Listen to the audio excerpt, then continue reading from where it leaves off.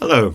I've had a very odd day, not feeling terribly well, and among other things, I thought I would watch the Disney series Shardwell, whatever it is anyway. I caught a few minutes of it, and then my Disney Plus thing didn't work, and I thought, oh my goodness, can I access anything else? And oddly, what I accessed was Wish, which is something I've been putting off seeing. Was it any good? The short answer is yes. I suppose it was quite good. It was watchable. But was it any good? No. What was wrong with it? What was wrong with it was the one thing that joins almost all the Disney movies together, which is the music and the songs. And the music and the songs was awful. And unlike what's the thing where you Encanto? Unlike Encanto, where it was inspired and clever, and in fact, one of the Encanto songs, "We Don't Talk About Bruno," turned up in a panto I was in. So it's adaptable. Shard Lake was the name of the thing I was trying to watch, and I couldn't. My Disney Plus didn't work properly. Kept stopping, the circle of doom. Anyway, I watched it all the way through to the end. As I say, the songs are trite and useless.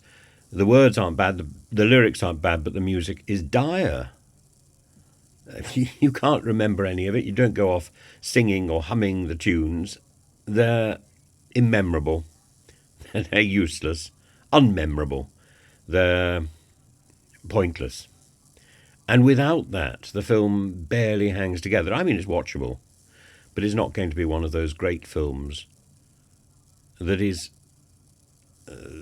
cemented with perfect music. It's going to be one of those films like Zootropolis or Home on the Range. Forgettable, sadly. And at the end, there's a tribute. Magically, all these images appear in the credit sequence of all the great films, characters from all the great Disney films in order, pretty well. Not quite. Bambi's slightly out of order, and I think Jungle Book's out of order. But they're all there, and with some interesting exceptions. Song of the South is missing, but we know Disney's embarrassed about that because it's got a racist element. But the animation in Song of the South is some of the best animation that the Disney studio ever produced. And that's not racist, but it's set within a story which is fundamentally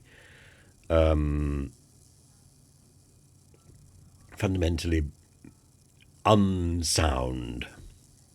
The Rescuers seems to be missing as well. Both the Rescuers films seem to be missing. And one of the great Disney films, which I must say I go back again and again to look at, is The Black Cauldron. And there's not a hint or whisper of that. It's as if Disney is simply embarrassed. And yet, at the same time, Treasure Planet is referenced, and the Aristocats is there. There's not a hint of Mary Poppins or Bedknobs and Broomsticks. And Mary Poppins really was the greatest Disney film ever. It broke the mold. Its advances in special effects and in the combination of live action and animation set the way for things like Star Wars and Jurassic Park. Without Mary Poppins, there would be none of these great adventure films. Mary Poppins solved the problem of combining what is real with what is not real. And so in some ways, I found it a frustrating film. In some ways, I found it entertaining. Michael and Rice and Michaela, whoever the people were who did the songs, somebody else should have done it. Or they should have gone back to the drawing book and worked harder, because they're simply not memorable. And the routines, there's a lot of effort. There's some wonderful set pieces. If you haven't seen this film, it's worth seeing, but don't don't get your spirits up. Don't wish for too much, because your wish will not be granted. So that's it. Wish, my review, after a long time, putting it off. And as for the other thing, I'm looking forward to that.